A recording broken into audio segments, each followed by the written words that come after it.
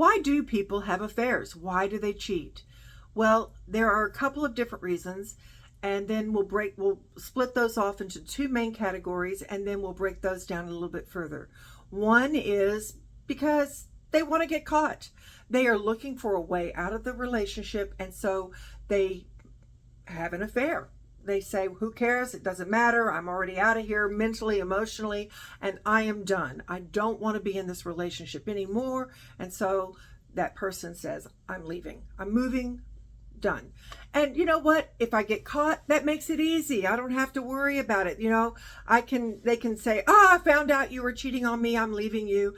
And it just kind of makes the exit in some warped way a little bit easier. The other reason that people have affairs is because they are disconnected.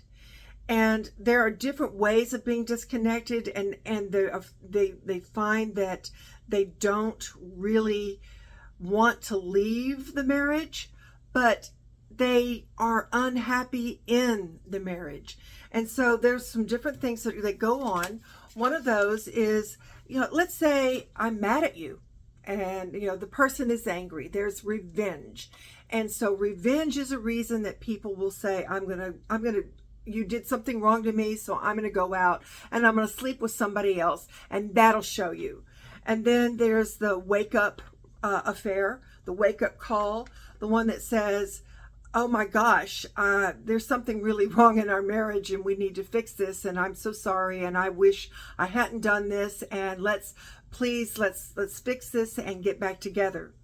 Then there's the ho-hum relationship. The ho-hum relationship is, we're bored. There's nothing going on. We don't spend any time together. We don't see each other. We have different work schedules. We don't really have any shared interest. We have just become bored. And when people become bored, they are really ripe for something else to come and tweak their interest. Then that fits in with they've grown apart. It's that even not just that we have different interests, but maybe different ideologies, different worldviews, different paradigms. We have different belief systems. And so when those belief systems are so divergent, it makes it very difficult for us to be relatable to each other. And then there's the one night stand. Somebody was out, traveling for work, or, out having fun with the girls or the guys, and they had too much to drink and started flirting, and one thing led to another, and there's the one night stand. Then there's again, I believe that's because there's an emotional disconnect, because if the emotional connection is really strong, I don't care how much alcohol you've had, you're not going to have a one night stand.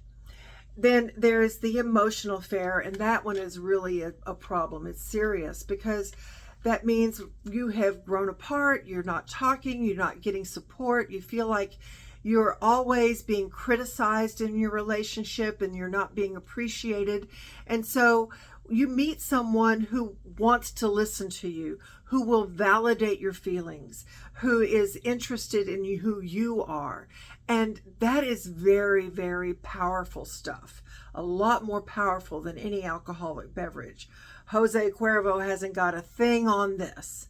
And so you want to make sure that you have that connection, because those emotional affairs are really, really hard to untangle.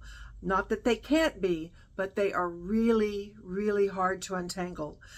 Then this is one that we don't think of very often. It's the fictional affair. That you have in your mind some ideal that you have an affair with. It's a fantasy. And I've heard of people who become very involved in online relationships. You don't know what the other person really looks like. You've never met them in the flesh, but you have this built up in your head that there's something there. And this fantasy is played out because in your mind, in your imagination, there is the perfect kiss, the perfect touch, the perfect words, the perfect response.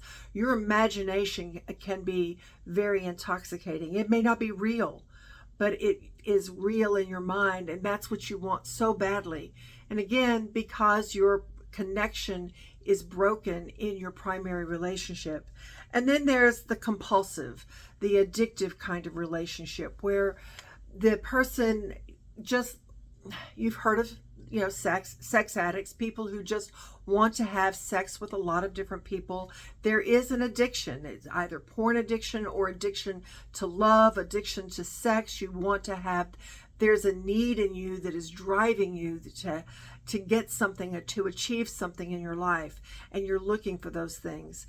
All of these things are reasons for having an affair can be overcome, with the exception of the one that the person says they're done. They're just not, they don't care anymore. But if you want to overcome an affair, you can. If two people decide they want to stay together and they want to work through their issues and they work together, they really, really can. It generally needs a professional, somebody who is really skilled at working with couples who have gone through the affair process. But they really can do that. So believe in that and live your best life. It's always easier. You think it's easier to start over, but I promise you, if you don't fix what's wrong in this relationship, you're going to repeat it in the next one.